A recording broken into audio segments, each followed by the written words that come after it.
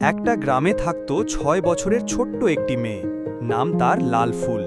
সে ছিল খুব মায়াবতী। তার সাথী ছিল কিছু গরু, কিন্তু তার একটি লাল রঙের প্রিয় গরু ছিল, নাম গাইমা।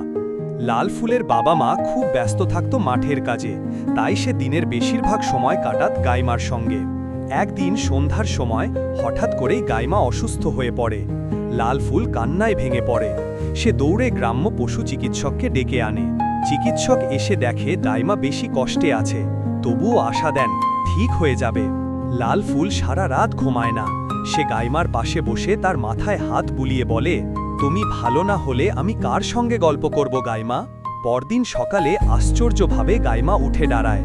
লাল ফুল খুশিতে চিৎকার করে ওঠে, আমার গাইমা আবার হাসছে। আর লাল ফুল লাফিয়ে যায় গাইমার পাশে। সেই দিন থেকে গ্রামের মানুষরা বুঝতে পারে, ভালোবাসা শুধু মানুষের জন্য না, প্রাণীর জন্য।